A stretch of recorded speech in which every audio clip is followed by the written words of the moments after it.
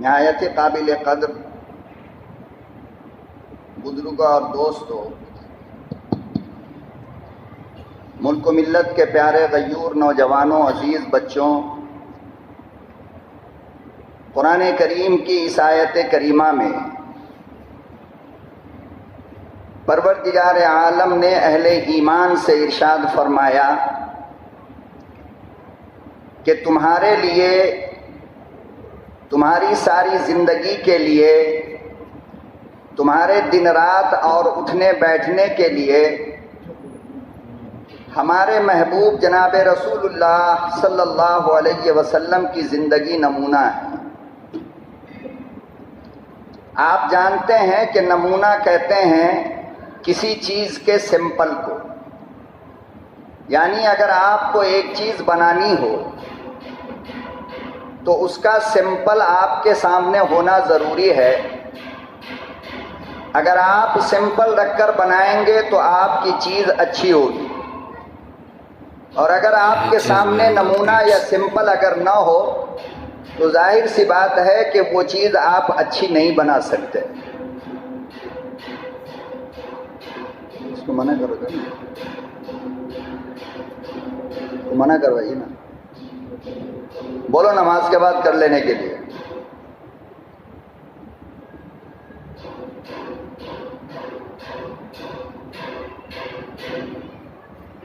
تو اللہ رب العالمین نے جناب رسول اللہ صلی اللہ علیہ وسلم کی زندگی کو امت کے لیے سمپل بتایا ہے کہ آمنہ کے لخت جگر، محبوب نظر، امام الانبیاء، محبوب کبریا جناب رسول اللہ صلی اللہ علیہ وسلم کی زندگی تمہارے لیے نمونہ ہے، یعنی کہ سمپل ہے۔ اب اس سمپل کو اپنے سامنے رکھ کر، اس نمونہ کو اپنے سامنے رکھ کر اگر تم زندگی گزارو گے، چاہے تمہاری زندگی کا تعلق جہاں سے بھی ہو، جس حال میں بھی ہو، مثال کے طور پر اگر آپ کنوارے ہیں، آپ کی شادی نہیں ہوئی، تو آپ دیکھیے کہ 25 سال کی عمر تک کنوارا رہنے والا، جوان رہنے والا محمد عربی صلی اللہ علیہ وسلم نے اپنی زندگی کو جوانی میں کس طرح گزارا ہے۔ جس طرح شادی سے پہلے اللہ کے نبی صلی اللہ علیہ وسلم نے زندگی گزارا، ہمیں اس سمپل کو سامنے رکھ کر اسی طریقے سے زندگی گزارنا ہے تو اللہ راضی ہو جائے گا اور زندگی بہترین بنے گی۔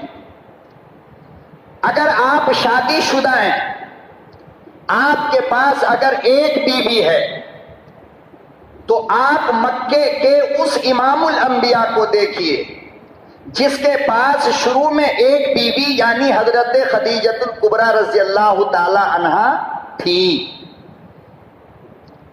تو اگر آپ بیوی والے ہو تو آپ کو جناب رسول اللہ صلی اللہ علیہ وسلم کی زندگی کو سامنے رکھنا پڑے گا، اور جس طریقے سے نبی نے اپنی بیویوں کے ساتھ زندگی گزاری ہمیں بھی گزارنا پڑے گا، تو ہماری زندگی کیا ہوگی؟ سکون والی، اطمینان والی، امن و امان والی، بہترین ماحول والی زندگی ہماری بن جائے۔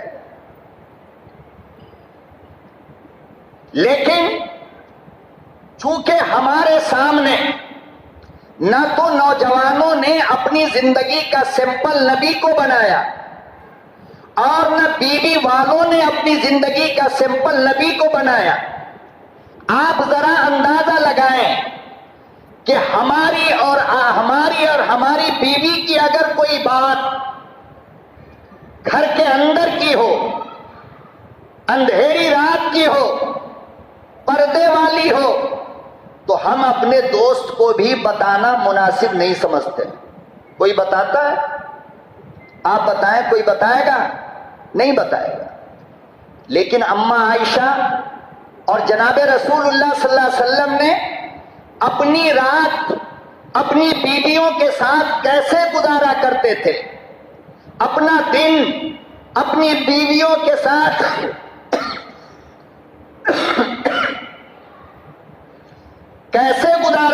تھے, سفر میں اپنی بیویوں کے ساتھ کیسے رہا کرتے تھے, یہ تمام کی تمام باتیں امت کو بتا دی گئی. اماں عائشہ نے بتا دیا کہ ہم روٹی بنایا کرتی تھی چولہے کے پاس بیٹھ کر, تو اللہ کے نبی صلی اللہ علیہ وسلم جھاڑو لگا دیا کرتے تھے گھر میں. آپ بتاؤ یہ کوئی بتانے کی بات ہے؟ لیکن نبی کا بتانا اس لیے ضروری تھا کہ اللہ نے کہا کہ نبی تمہارے لیے سمپل ہے, اور سمپل اگر پورا نہ ہو تو مال اچھا نہیں بن سکتا. ظاہر بات ہے کہ اگر اماں نے یہ نہ بیان کیا ہوتا تو جب ہم اپنی بیوی کے ساتھ تنہائی میں ہوتے اور نبی کی زندگی میں ڈھونڈتے کہ نبی اپنی بیوی کے ساتھ کیسے رہتے تھے, تو ہم کو پتہ ہی نہیں چلتا. تو پھر ہم کس طرح گزارتے؟ ہمیں معلوم ہوتا کہ جب کوئی بچہ گھر میں نہیں ہوتا, جب کوئی آدمی گھر میں نہیں ہوتا, تو نبی اپنی بیوی کے ساتھ کس طرح رہا کرتے تھے.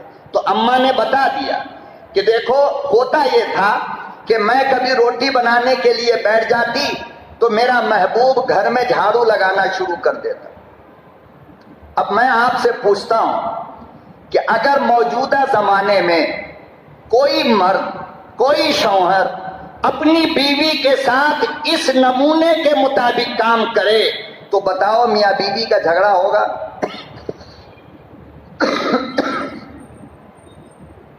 ہوگا جھگڑا؟ ارے پتھر دل بیوی بھی شوہر کی اس ادا کو دیکھ کر کے کیا ہوگی؟ نرم پڑ جائے گی, نہیں پڑے گی کہ میرا شوہر اتنا اچھا ہے. بیوی نے واشنگ مشین میں کپڑا دھو دیا, آپ کے پاس کوئی کام نہیں ہے, آپ بیٹھے ہو موبائل میں بزی ہو, موبائل کو لات مارو اور بیوی سے کہو کہ تم نے تو دھو دیا, لاؤ سوکھنے کے لیے میں ڈال کر آتا ہوں. آپ بتاؤ کبھی میاں بیوی کا جھگڑا ہوگا؟ کبھی اختلاف ہوگا؟ کبھی بیوی ناراض ہوگی؟ حدیث میں آتا ہے کہ اللہ کے نبی صلی اللہ علیہ وسلم بستر کی چادر بھی بچھا دیا کرتے تھے. اماں کوئی کام کر رہی ہے, خدیجہ کوئی کام کر رہی ہے, تو اللہ کے نبی صلی اللہ علیہ وسلم کھڑے نہیں رہتے, بلکہ آپ بھی کام میں مشغول ہو جاتے اور بستر جھاڑ کر بستر کی چادر بچھا دیا کرتے. آج اگر ہم یہ کام کر دیں نبی کے طریقے پر تو بتاؤ ہمارا بگڑے گا کیا؟ ثواب الگ ملے گا نا, اور میاں بیوی کے تعلقات خوبصورت بنے. کچھ لوگ ملک حبشہ کے رہنے والے, مسجد نبوی کے باہر میدان تھا, میدان میں تیر اندازی کا تجربہ کر رہے تھے, تلوار وغیرہ کھیل رہے تھے, کشتی وغیرہ چل رہی تھی ان کی آپس میں, گھوڑ سواری کا مقابلہ ہو رہا تھا. اللہ کے نبی صلی اللہ علیہ وسلم کی نظر پڑ گئی تو حضرت عائشہ کو بلایا, کہا عائشہ ادھر آؤ, جلدی آؤ, اور پیچھے کھڑا کر لیا اور فرمایا اپنی منڈی میرے کاندھے پہ رکھو. کہاں رکھو؟ میرے کاندھے پر, اور دیکھو یہ حبشہ کے لوگ کیا کھیل رہے ہیں. آپ بتاؤ کوئی اپنی بیوی سے اتنا پیار کرنے والا, اتنی محبت کرنے والا, بھلا بیوی سے اختلاف کیوں ہوگا اور ان سے جھگڑا کا سوال ہی پیدا نہیں ہوتا. سارا مدینہ سو گیا. عشاء کی نماز کے بعد اللہ کے نبی صلی اللہ علیہ وسلم نے اماں عائشہ کو بلایا حجرہ کے باہر, میدان تھا بالکل, کوئی آدمی جاگا نہیں ہے, سب سویا ہے. اماں کہنے لگی, اچانک نبی نے بلایا تو میں پریشان ہو گئی, یا اللہ کیا بات ہے؟ تو میدان میں کھڑے ہو کر کیا فرمایا نبی نے معلوم ہے؟ کہا عائشہ آؤ ہم دونوں دوڑ کا مقابلہ کرتے ہیں. ہم دونوں, آپ بتاؤ کہ دنیا جب سے بنی آج تک اور آج کے بعد قیامت تک میرے نبی سے بڑا کوئی آ سکتا ہے؟ کسی اعتبار سے, طاقت کے اعتبار سے, شہرت کے اعتبار سے, عزت کے اعتبار سے کوئی آئے گا؟ نہیں. مگر بیوی کے پاس جب آئے تو کیا ہو رہا ہے؟ ہم لوگ بڑے سیٹھ صاحب کہلاتے ہیں، بڑے مولانا کہلاتے ہیں، ہمارے جیسے اربوں نہیں کھربوں مولانا۔ نبی کی جوتی کے نیچے جو دھول ہے نا، خدا کی قسم اس دھول کی بھی مقام اور اس دھول کی عزت ہم جیسے اربوں مولوی سے زیادہ ہے۔ تو اتنا بڑا نبی جب گھر میں آیا تو کیا کہہ رہا ہے؟ آؤ عائشہ ہم دونوں مقابلہ کرتے ہیں، دوڑ کا مقابلہ کرتے ہیں۔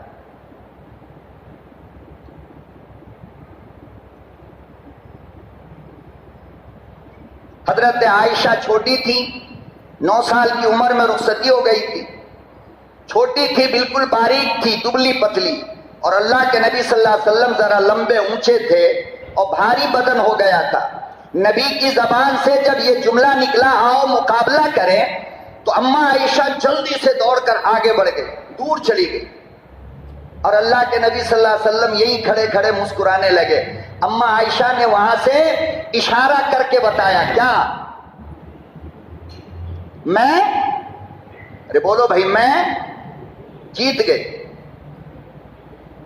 تھوڑے دنوں کے بعد جب اماں عائشہ کا وزن بڑھ گیا اور آپ بڑی ہو گئی، تو اللہ کے نبی صلی اللہ علیہ وسلم نے فرمایا آؤ ایک مرتبہ پھر مقابلہ کرتے ہیں۔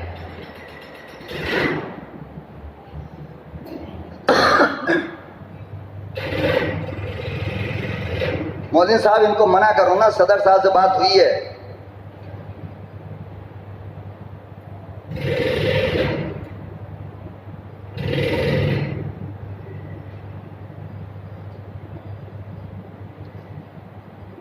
فرمایا کہ عائشہ آؤ پھر مقابلہ کرتے ہیں۔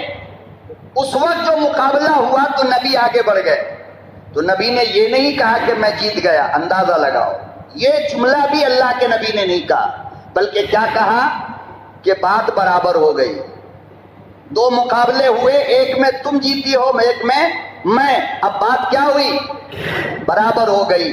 آپ ذرا امت ہو نبی کے دیوانے ہو، نبی کے چاہنے والے ہو، میں آپ سے پوچھنا چاہتا ہوں کہ اگر کوئی شوہر اپنی بیوی کے ساتھ یہاں تک چلا آئے تو اللہ کی قسم قیامت تو آ سکتی ہے مگر بیوی بے وفا نہیں ہو سکتی، اس لیے کہ اس کو کھلونا مل گیا کھیلنے کے لیے، اور میاں بیوی آپس میں ایک دوسرے کے لیے کھلونا ہے، کھلونا، اس سے زیادہ کچھ نہیں، اس لیے کہ نبی نے کہا تھا کہ بیوی تم سے کھیلے گی اور تم اپنی بیوی سے کھیلا کرو۔ پتہ یہ چلا کہ بیوی توڑنے کی چیز نہیں ہوتی ہے، بیوی پھوڑنے کی چیز نہیں ہوتی، بیوی مارنے کی چیز نہیں ہوتی۔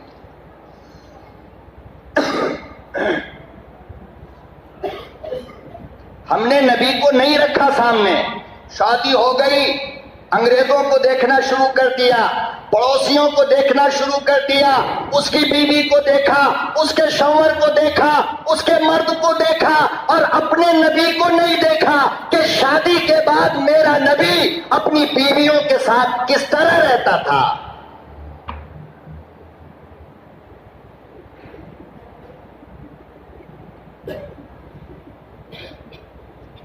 آگے سنو، اماں عائشہ خود کہتی ہیں کہ نبی کا کپڑا جب پھٹ جاتا تو آپ خود سے سوئی اور دھاگا لے کر اپنے کپڑے کو سلا کرتے۔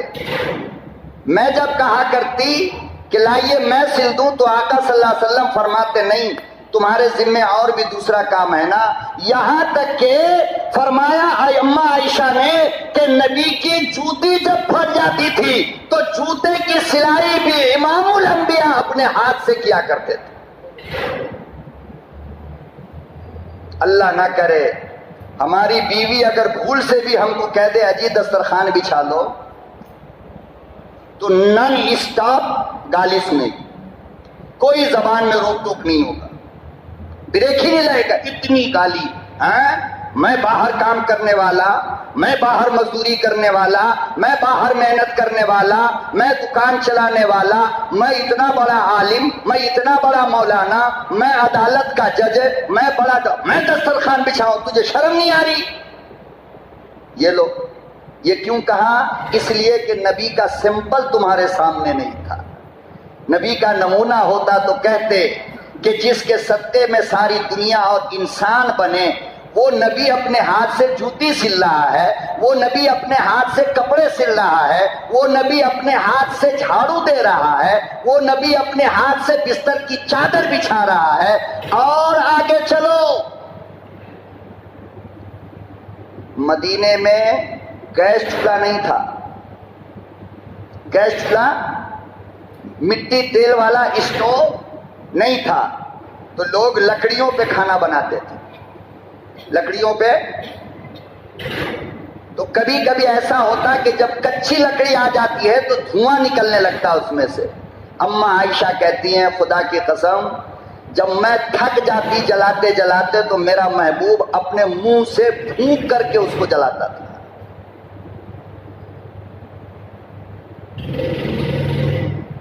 اپنے منہ سے، اور کہتی ہیں کہ کبھی کبھی وہاں سے چنگاری اڑ کر میرے نبی کے داڑھیوں پہ گر جاتی تھی آ کر کے، مگر داڑھی جلتی نہیں تھی، اس لیے کہ آگ کی اتنی ہمت کہاں جو نبی کی داڑھی کو جلائے۔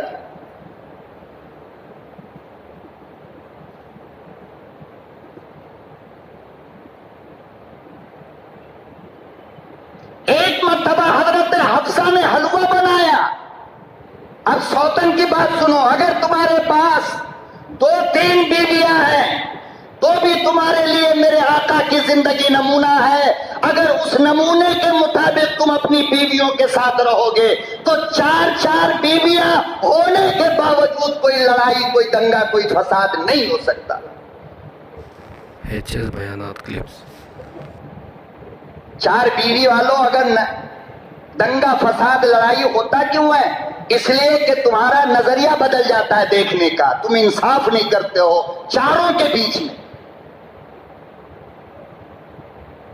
نبی نے کھانے کی باری لگا رکھی تھی، آج عائشہ کے یہاں، آج حفصہ کے یہاں، آج سلمہ کے یہاں، آج اس کے یہاں، آج اس کے یہاں۔ نبی نے سونے کی باری لگا رکھی تھی، آج اس کے گھر، کل اس کے گھر، پرسوں اس کے گھر۔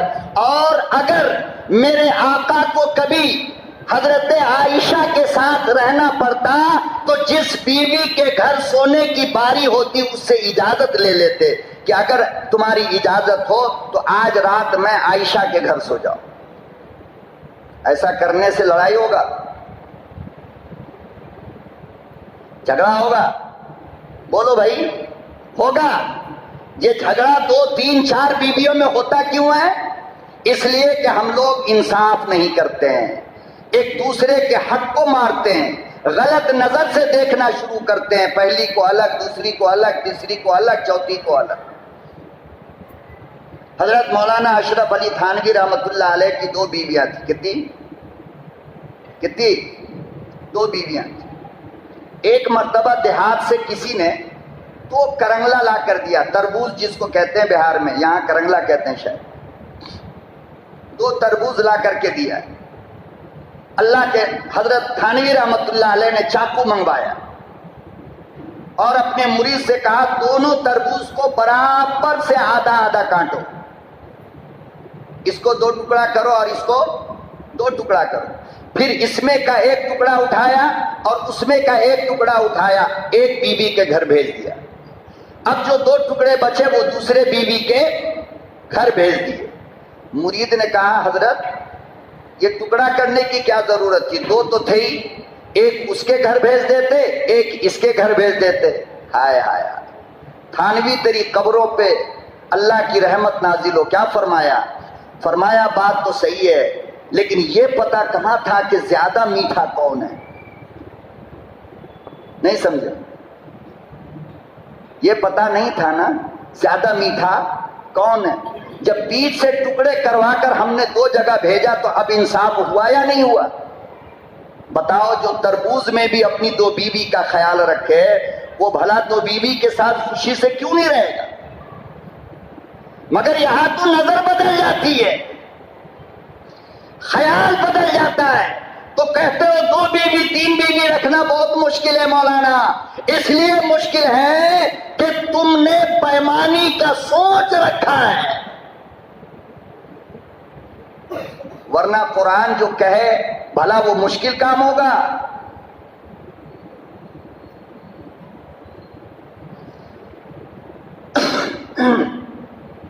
تو حضرت حفصہ نے گیہوں کے آٹے کا حلوہ بنایا، نرم بالکل، اور اللہ کے نبی کو اور حضرت عائشہ کو دعوت دیا۔ تو حضرت حفصہ یہ سوتن تھی نا حضرت عائشہ کی، حالانکہ حضرت عائشہ اور حضرت حفصہ یہ دونوں کیا تھے؟ آپس میں نبی کی بیوی ہیں، مگر دونوں سوتن ہوئی نا۔ تو اللہ کے نبی صلی اللہ علیہ وسلم نے حضرت عائشہ کو بلا کر حضرت حفصہ کے گھر لے آئے، فرمایا چلو آج حفصہ نے حلوہ بنایا ہے اور دعوت دیا ہے۔ اماں عائشہ آ گئی، جب حلوہ رکھا گیا سامنے تو اماں عائشہ نے کھانے سے انکار کر دیا، میں نہیں کھاتی۔ کیا کہا؟ میں نہیں کھاتی۔ اللہ کے نبی صلی اللہ علیہ وسلم نے پوچھا کیوں؟ کہا کہ کھانے کا موڈ نہیں۔ تو حضرت حفصہ نے کہا کہ عائشہ کھا لو ورنہ میں زبردستی تمہارے منہ میں ڈال دوں گی۔ کہا میں نہیں کھاتی، دیکھتی ہوں تم کتنی ہمت رکھتی ہو۔ تو حضرت حفصہ نے یوں حلوہ اٹھایا اور نبی سامنے، اور معاملہ دونوں بیوی کا چل رہا ہے۔ حضرت حفصہ نے یوں حلوہ اٹھایا اور حضرت عائشہ کے منہ پہ جا کر پورے منہ پر لگا دیا۔ آ گئی اطمینان سے، بیٹھ گئی۔ اللہ کے نبی صلی اللہ علیہ وسلم نے حضرت عائشہ کو آہستہ سے اشارہ کیا، دیکھتی کیا ہے، تو بھی وہی کر لے۔ ہائے ہائے، کتنا بڑا نبی ہے اللہ کی قسم۔ پڑھنے کے بعد یہ واقعہ جب میں نے حدیث میں پڑھا تو خدا کی قسم دل بول اٹھا کہ واقعی میں میرے نبی جیسا کوئی نہ آیا نہ قیامت تک آ سکتا ہے۔ مقام اتنا اونچا، پاور اتنا کہ موت کا فرشتہ بھی آئے تو اجازت لے کر، پاور اتنا کہ 1 سیکنڈ میں اللہ زمین سے 7 آسمان کی بلندی تک لے جائے، جنت دکھائے، جہنم دکھائے۔ اور جب بیوی کے سامنے آیا تو کیا ہے؟ عائشہ تو بھی کر لے وہی کام تو اس نے کیا ہے تیرے ساتھ۔ ہم لوگ شیر ہیں بیوی کے سامنے، جنگل کے سارا شیر مر جاتا ہے، ہم ہی ایک شیر رہ جاتے ہیں۔ یہ بڑی بڑی آنکھیں، یہ ہاتھ کے تھپڑ، وہ زبان کی گندگی، وہ غصہ، وہ ناراضگی جو کہیں نہیں دکھا سکتا وہ بیوی کے پاس دکھائے گا۔ تو پھر بیوی بیچاری خوش کیوں رہے گی؟ حضرت عائشہ نے بھی یوں حلوہ اٹھایا اور حضرت حفصہ کے منہ پر جا کر کے مل دیا، کہا معاملہ برابر ہو گیا۔ نبی نے کہا اب انصاف ہو گیا، اب لڑائی بند کرو۔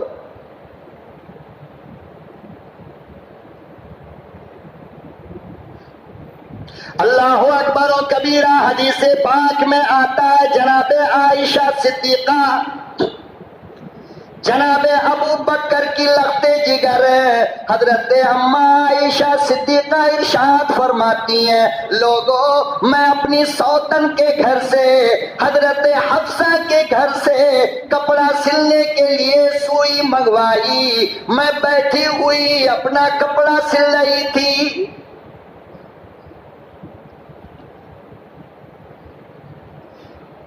اچانک چراغ گل ہو گیا، بتی بند ہو گئی، اندھیرا پورے گھر میں چھا گیا، میری سوئی میرے ہاتھ سے زمین پہ گر گئی، وہ میری تو تھی نہیں، میرے سوتن کی تھی، میں پریشان ہو گئی، یا اللہ میں کس طرح واپس کروں گی، میں اسے کہاں سے لا کر دوں گی؟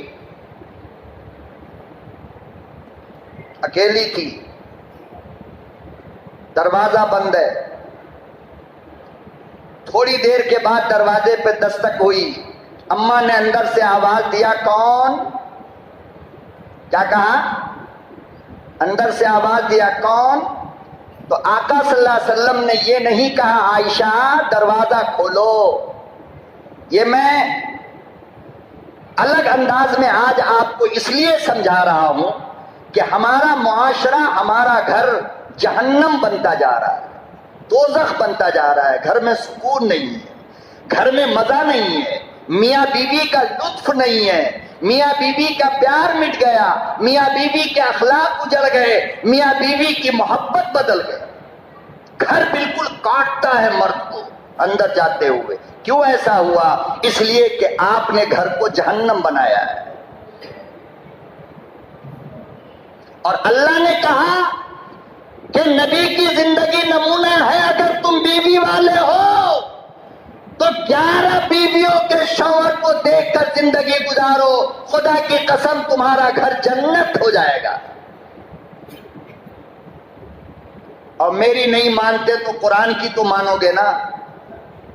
कुरान क्या कह रहा है? बीवियां तुम्हारी क्यों होती हैं? लितस्कुनु इलैहा, ताकि तुम अपनी बीवी से सुकून हासिल करो। ये कुरान कह रहा है, ये मैं नहीं कह रहा। अल्लाह का कुरान रखा, उठाओ।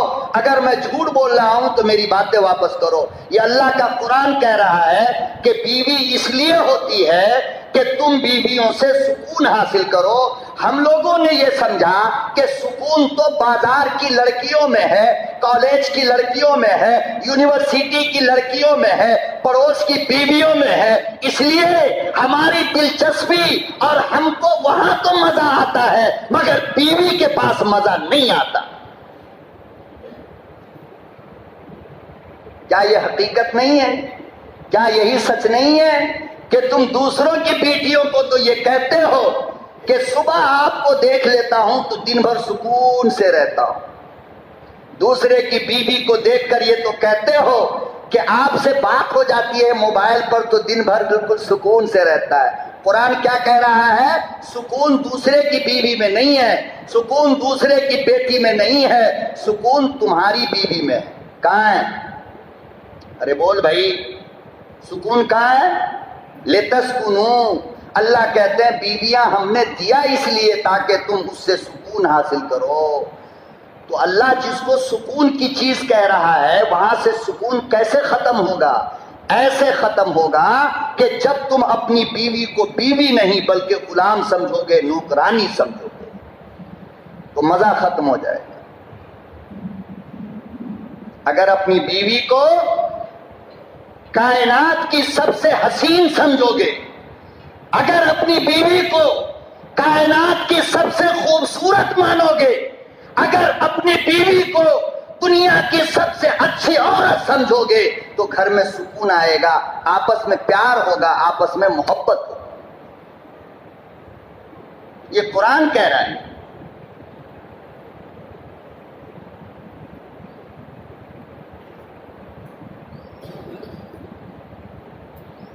गैर के साथ, गैर लड़कियों के साथ, गैर औरतों के साथ चाहे तुम जितने सेफ होकर के मिलो, जितना सेफ होना है हो जाओ, जिस होटल में चाहो चले जाओ मिलने के लिए, मगर ईमान अगर तुम्हारे दिल में है, अल्लाह के घर में बैठे हो तो सच बताओ कि वहां भी गैर की औरत, गैर की बेटी से मिलने में तुमको सुकून मिलता है? डर रहता नहीं रहता? अल्लाह की कसम खाओ, डर रहता नहीं रहता? लेकिन अपनी बीवी के साथ कभी आपको डर लगा? जहां चाहो गाड़ी पे बैठा कर लेके जाओ, दूसरे की बेटी को गाड़ी पे बैठाओगे तो खुदा की कसम पूरे रास्ते में डर लगता रहेगा, कहीं इसका कोई देख न ले, रिश्तेदार देख न ले, शौहर देख न ले, खानदान रहता नहीं रहता? ये सुकून है ये? मगर अपनी बीवी को गाड़ी पे बैठाया, किसी का डर है? हत्ता कि अल्लाह का भी डर नहीं है, इसलिए कि अल्लाह तो खुश हो रहा है बीवी को देख करके। बीवी को गाड़ी पे बैठा के जा रहे हो, अल्लाह खुश हो रहा है। जिब्रील अमीन दुआ के लिए हाथ उठा दिया, अल्लाह जब तक इसका सफर पूरा ना हो तो इसके जान की हिफाजत फरमा। क्या बात करते हो?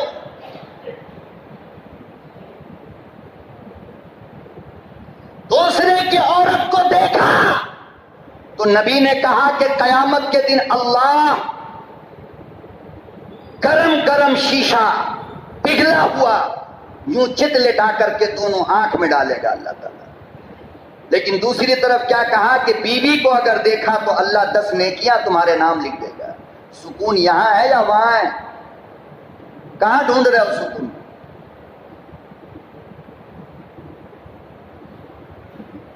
اور اس سے بھی آگے کی بہت بڑی بڑی باتیں جو میں یہاں سے نہیں کہہ سکتا ہوں. اتنی فضیلت ہے آپس میں میاں بیوی کے تعلقات میں. خدا کی قسم کھا کر کہتا ہوں کچھ نہیں صرف میاں بیوی بیٹھ کر باتیں کرنا شروع کرو آپس میں. کچھ مت کرو، باتیں کرو، مسکراتے رہو، باتیں کرو. اللہ اکبر و کبیرہ. لکھا ہے حدیث میں کہ جب تک یہ دونوں میاں بیوی بیٹھ کر باتیں کرتے رہتے ہیں چاروں طرف سے اللہ کی رحمت اسے گھیر لیتی ہے.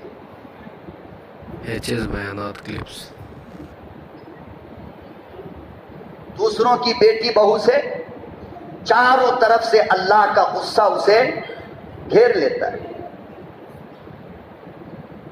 نبی کی زندگی قرآن کہتا ہے اسی لیے نمونہ ہے تاکہ تم نبی کے طریقے پر اپنی بیویوں کے ساتھ زندگی گزارو. خدا کی قسم اللہ تمہاری عمر میں برکت پیدا کرے گا. اور زنا کے بدلے اللہ عمر میں کمی کر دیتا ہے. زنا کرنے والے کو موت جلدی آتی ہے، یاد رکھنا، یہ بات نوٹ کر کے رکھ لو. اور موت بھی اسے کیسی آتی معلوم؟ زنا کرنے والے کو اچانک کی موت آتی ہے. کبھی راستہ چلتے ہوئے ہارٹ اٹیک ہو جائے گا. لوگ کیا کہیں گے بڑا اچھا تھا نا یار، تو نہیں جانتا، دیکھنے میں اچھا تھا، اندر بڑا گندا تھا. یہ تو زنا سے عمر گھٹ جاتی ہے. کیا ہوتی ہے؟ زندگی کم ہو جاتی ہے. اور بیوی کے تعلقات سے اللہ زندگی کو برکت دے دیتا ہے، اللہ اس کو بڑھا دیتا ہے. کیوں؟ اس لیے کہ اللہ اپنی زمین پر اچھے نیک لوگوں کو دیکھنا چاہتا ہے، گندے لوگوں کو نہیں. شراب پینے والے کتنے دن زندہ رہتے ہیں اور کس حال میں رہتے ہیں؟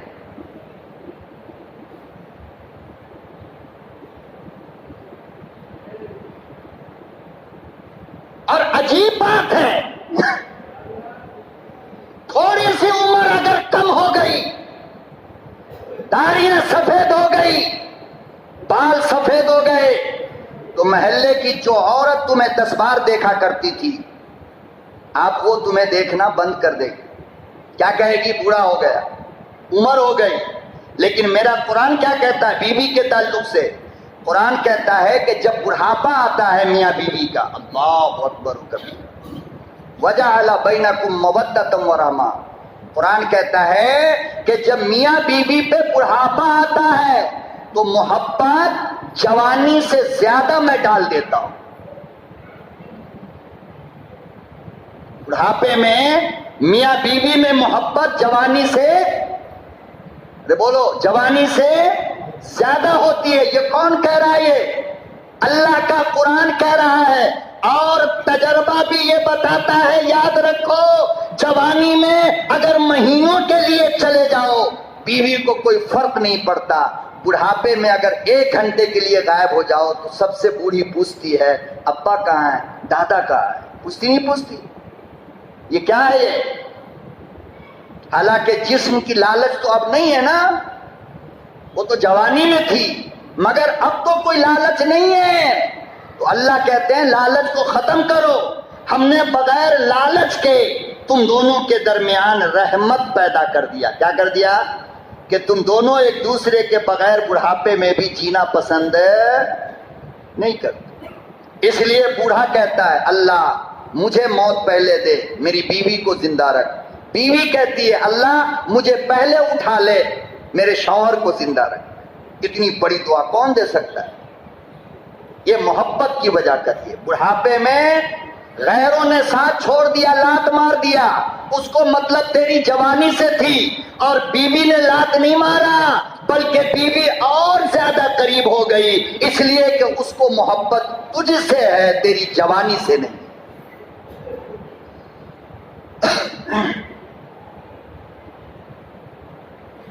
تو اما عائشہ کہتی ہیں کہ اندھیرا ہو گیا اور سوئی نیچے گر گئی. اور سوئی تھی کس کی؟ میرے سوتن کی تھی سوئی، حضرت حفصہ رضی اللہ تعالی عنہا کی. میں مانگ کر لائی تھی کام کرنے کے لیے، پھر واپس دینا تھا. کہ اچانک دستک ہوئی. اما نے کہا کون؟ تو آقا صلی اللہ علیہ وسلم نے یہ نہیں کہا میں، بلکہ کیا کہا؟ یا حمیرہ. کیا کہا؟ یا حمیرہ، دروازہ کھول. اما کا نام کیا تھا؟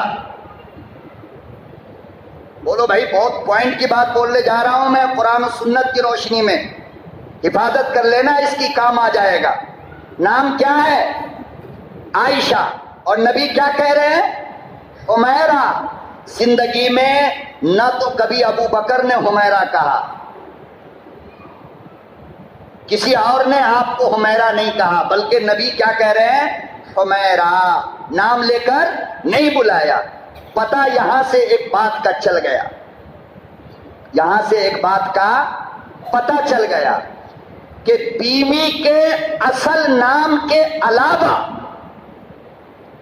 بیوی کے اصل نام کے علاوہ محبت میں کوئی نام دے کر اپنی بیوی کو پکارنا، یہ میرے نبی کی سنت ہے. کیا یہ میرے نبی کی سنت ہے؟ اس لیے چاہیے کہ محبت میں کوئی نام نبی کی سنت سمجھ کر کے اپنی بیوی کا رکھ دو کہ اس نام سے تیرے سوا تیری بیوی کو کوئی اور نہ بلائے، بس تو بلائے. میں نے پوچھا میرے آقا اس کی ضرورت کیا پڑ گئی؟ فرمایا ضرورت یہ پڑی کہ بیوی کو اس کے نام کے علاوہ جب کسی نام سے پکارا جاتا ہے، محبت بھرا نام سے، تو بیوی کے دل میں بھی محبت پیدا ہو جاتی ہے. ہم لوگ غیر کو تو نام بہت دیتے ہیں، دوسرے کی بیٹی کو، دوسرے کی بیویوں کو، اللہ ہم سب کی حفاظت فرمائے، مگر اپنی بیوی کو ہمیں کوئی نام دینا گوارا نہیں. دروازہ کھولا گیا. آقا صلی اللہ علیہ وسلم تشریف لائے. دیکھا گھر کیا ہے؟ اندھیرا ہے. اما نے کہا میرے محبوب ذرا مسکرائیے. کیا کہا؟ میرے محبوب ذرا مسکرائیے. اللہ کی قسم، ہم اور آپ جب گھر جاتے ہیں تو سب سے پہلے تو بیوی ہمارا چہرہ دیکھتی ہے، آج موڈ ٹھیک ہے کہ نہیں. دیکھتے نہیں آج موڈ ٹھیک ہے یا نہیں ہے. اگر دیکھا کہ موڈ ٹھیک ہے تو کچھ بولے گی، ورنہ بیچاری بالکل خاموش رہ جاتی ہے. کیا مجال کی زبان کھول دے. نہیں نہیں نہیں، یہ نبی کا طریقہ نہیں ہے. نبی کا طریقہ یہ ہے کہ چاہے باہر قیامت آ جائے، مگر اس قیامت کو گھر میں جانے سے پہلے باہر پھینک دو، تاکہ گھر والوں کو احساس ہو کہ میرا شوہر ٹھیک ہے، میرا ابا خوش ہے، میرا شوہر خوش ہے. مصیبت گھر میں لے کر کے مت آیا کرو تو گھر تمہارا جنت بنے گا. کیا بنے گا؟ ورنہ ایسے ہی جہنم رہے گا. نہ بازار میں سکون پاؤ گے، نہ گھر میں سکون ملے گا. گھر میں سکون چاہتے ہو تو قرآن کہتا ہے ادخلوا بسلام، اپنے گھر میں داخل ہونے کے وقت سلام کیا کرو. سلام کرو گے نا تو بیوی، بچے، اماں، گھر والے سب سمجھیں گے کہ میرا بچہ ٹھیک ہے، بالکل موڈ ووڈ سب ٹھیک ہے. اور بالکل شیر کی طرح چواں کر کے، دانت گھسیٹ کے، پسینہ بہا کے اور ناک ٹیڑھی کر کے، آنکھ چڑھا کے گھر میں گھسو گے تو کیا سمجھے گا گھر والا؟ فرعون آ گیا ہے. یہ غلطی مت کرنا کبھی بھی. مصیبت، پریشانی، الجھن، ٹینشن دکان کا، مکان کا، کاروبار کا، بزنس کا ہر ایک کے ساتھ رہتا ہے، مگر اس کو گھر کے باہر رکھو، اندر لے کر کے کبھی بھی مت جایا کرو اگر سکون کی زندگی چاہتے ہو تو. اما نے کہا میرے محبوب ذرا مسکرائیے. اما اچانک یہ بات آپ نے کہا کیوں؟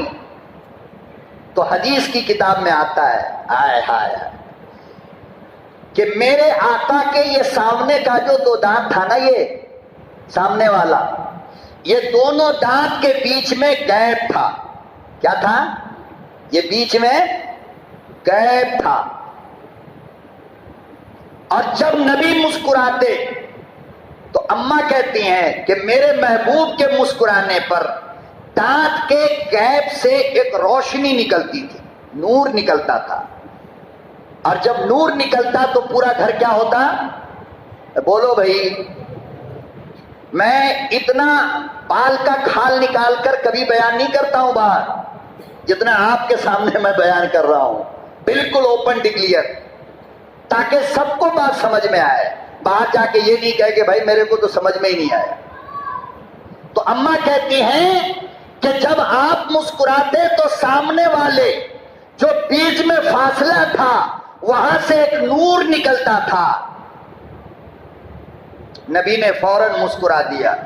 نبی نے، اور ایک بات اور یاد رکھو، پوری زندگی میں آقا صلی اللہ علیہ وسلم نے کبھی اس طرح نہیں ہنسا ہے، اس طرح نہیں ہنسا کہ ہنسنے کی آواز باہر آئے. یہ سنت کے خلاف ہے. بلکہ تبسم فرماتے تھے آقا صلی اللہ علیہ وسلم. تبسم کے معنی کیا ہے؟ مسکرانا. آواز نہ نکلے مگر ہنسی معلوم ہونے لگے. اس کو کیا کہتے ہیں؟ تبسم. کیا کہتے ہیں؟ تبسم. ہم لوگ تبسم نہیں جانتے، ہاں وہ ہی، اس سے کم ہم کو ہنسنا آتا ہی نہیں. اڑوس پڑوس محلہ سب سن لے، جبکہ یہ ہنسی سنت کے خلاف ہے یہ، اور اسلام کے خلاف بھی ہے. اس لیے تبسم فرمایا کرو. اور تبسم جتنا اچھا لگتا ہے نا، دانت پھاڑ کر ہنسنے میں، چیخے مار کے ہنسنے میں اتنا مزہ نہیں آتا ہے. مسکراہٹ الگ چیز ہوتی ہے اور گدھے کی طرح ہنسنا الگ ہوتا ہے.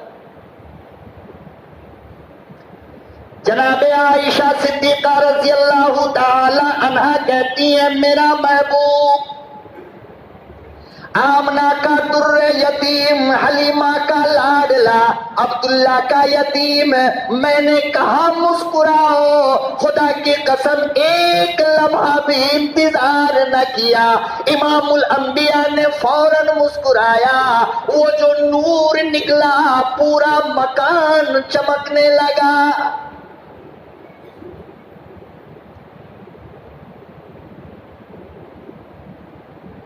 اسی لیے حضرت حسان ابن ثابت کہتے ہیں کہ میرے آقا پوری دنیا میں آج تک اور نہ قیامت تک کسی ماں نے آپ سے زیادہ خوبصورت بچہ جنا ہو.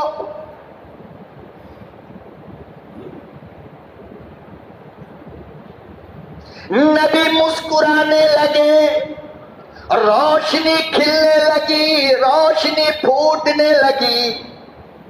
اماں کہتی ہیں میں نے اس روشنی میں اپنی سوئی ڈھونڈ لی، اپنی سوئی اٹھائی.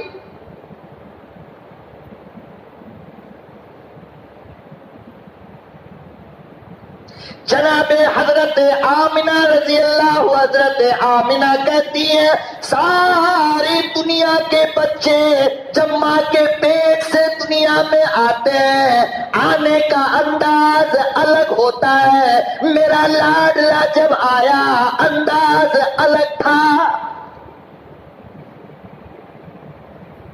میں کیا کیا سناؤں، بتاؤں، جگاؤں آپ کو. دنیا میں جتنے بچے بھی ماں کے پیٹ سے آتے ہیں، میڈیکل سائنس کا ریسرچ کر لو، ہاسپٹل میں جا کر معلوم کر لو، ہر بچہ یوں سیدھا آتا ہے، منہ آسمان کی طرف ہوتا ہے. بچہ ماں کے پیٹ سے جب نکلتا ہے تو سیدھا نکلتا ہے اور سر پہلے باہر آتا ہے، پھر دونوں ہاتھ، گردن، پھر دونوں ہاتھ. اس طریقے سے بچہ اپنے ماں کے پیٹ سے قدرت کا بنایا نظام ہے، اس نظام کے مطابق آتا ہے. مگر میرا محبوب آدم سے لے کر، حضرت شیش سے لے کر آج تک اور قیامت تک جتنے بچے بھی دنیا میں آئیں گے وہ اسی انداز میں آئیں گے. لیکن حضرت آمنہ کہتی ہیں میرا لاڈلا آیا تو انداز بدلا ہوا تھا. ساری دنیا کے بچوں کا پہلے سر نکلتا ہے، میرے آقا کا پہلے ہاتھ نکلا. ساری دنیا کے بچے یہ سیدھے آتے ہیں، میرے آقا ایسے آئے. اور حضرت آمنہ کہتی ہیں میرا رب جانتا ہے، میرے رب کی قسم کھا کر کہتی ہوں کہ میرا لاڈلا دنیا میں آیا اور حالت سجدے میں تھی.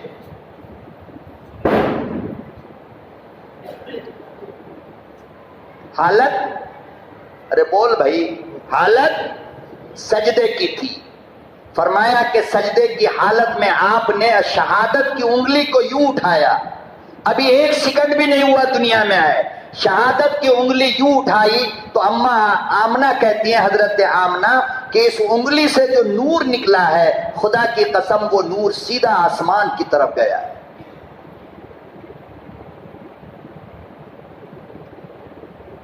اسی لیے اللہ پاک نے نمونہ بنایا، فرمایا میرا لاڈلا سمپل ہے، نمونہ ہے. حضرت آمنہ کہتی ہیں لوگوں میرا محبوب میرا لاڈلا جب دنیا میں آیا تو اللہ کی قسم ساری دنیا کے مرد جب آتے ہیں تو اس کا ختنہ آنے کے بعد ہوتا ہے. میرا لاڈلا ماں کے پیٹ سے ختنہ کیا آیا.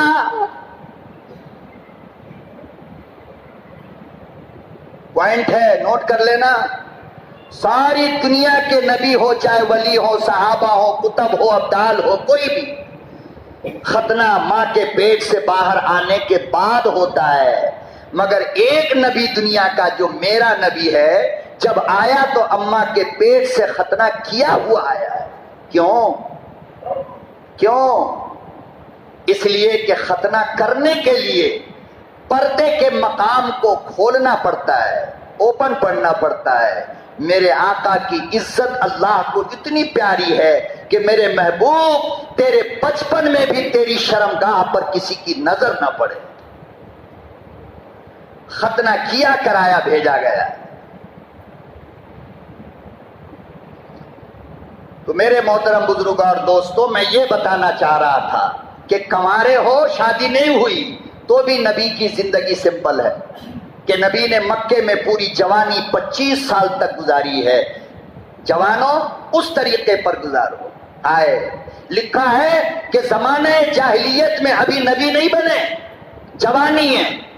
مکے کے ساتھیوں نے کہا محمد چلو سوئمنگ پول میں چلتے ہیں نہانے کے لیے. کہاں چلتے ہیں؟ سوئمنگ پول میں نہانے کے لیے چلتے ہیں. کہا ٹھیک ہے چلو. گئے تو دیکھا کہ ندی کے باہر کھڑے ہو کر لڑکوں نے سارے کپڑے اتار دیے، اندر کے کپڑے صرف پہنے نہانے کے لیے جو کپڑے لوگ پہنتے ہیں. اللہ کے نبی صلی اللہ علیہ وسلم نے یہ دیکھ کر نظر جھکایا اور فرمایا کہ میں نہیں نہاتا. کہا کیوں؟ کہا کہ مجھے شرم آتی ہے کپڑا اتارتے ہوئے، میں یہ کام نہیں کر سکتا. نبی واپس آ گئے. نبوت سے پہلے بھی اللہ نے حفاظت فرمائی. اور تم لوگ اتنا پھٹا پھٹا پہنتے ہو، شرم نہیں آ رہی تمہیں؟ غیرت نہیں آتی ہے؟ ڈوم مرو. جس نبی کے چاہنے والے ہو اس نبی نے کہا کہ ٹیونا کھولنا حرام ہے. کیا ہے؟ حرام ہے. اور آج کل تم ناچنے والوں کی نقالی میں یہاں اتنا ایک انگل پھٹا ہوا، یہاں اتنا پھٹا ہوا، پیچھے اتنا پھٹا ہوا، ادھر پھٹا ہوا. کہتا کیا ہے؟ ظالم کمظرف کے اسٹائل ہے مولانا. تیری اسٹائل کو آگ لگے، نبی کی سنت کا جنازہ تو نے نکال دیا ہے. شرم کر، غیرت کر. تو جوانی میں بھی میرے نبی کی زندگی نمونہ ہے. کیا ہے نمونہ؟ ایک مرتبہ دوستوں نے کہا کہ بھائی فلانی جگہ ڈی جے پارٹی آیا ہوا ہے، مکے کے فلانے محلے میں ایک شادی میں. محمد صلی اللہ علیہ وسلم بالکل چھوٹے بچے ہیں، 8 سال کی عمر نہیں ہے. ساتھیوں نے کہا چلنا، سنیں گے جا کر کے، بہت اچھا لگتا ہے، مزہ آتا ہے. ساتھیوں نے زبردستی کیا. 8 سال کی عمر کیا ہوتی ہے؟ اللہ کے نبی چلے گئے. وہاں گئے، ابھی پارٹی شروع ہونے والی تھی اللہ کے نبی صلی اللہ علیہ وسلم کو نیند آ گئی. آنکھ کب کھلی ہے؟ جب پارٹی ختم ہو گئی. دیکھو اللہ نے حفاظت کیا نہیں گانے سے، بچپن میں بھی حفاظت کیا ہے اللہ تعالیٰ نے اپنے نبی صلی اللہ علیہ وسلم. اسی لیے فرمایا کہ بچپن کی زندگی بھی تمہارے لیے سمپل ہے. ہم لوگ الحمدللہ ربیع الاول کے جلوس میں بھی گانے کا انتظام کرتے ہیں. جس نبی کے کان کو اللہ نے گانے سے بچایا، اس نبی کے نام پر جلوس نکالنے والوں، تمہیں شرم آنی چاہیے کہ تم گانا بجانا ناچ کرتے ہو. ایچ بیانات کلپس کو سبسکرائب کریں. غیرت آنی چاہیے تمہیں. اللہ پاک ہمیں اپنے نبی کے طریقے پر چلنے کی توفیق عطا فرمائے، اپنے نبی کے سمپل کو، اسوہ کو سامنے رکھ کر کے زندگی گزارنے کی توفیق عطا فرمائے. وآخر دعوانا الحمدللہ رب العالمین.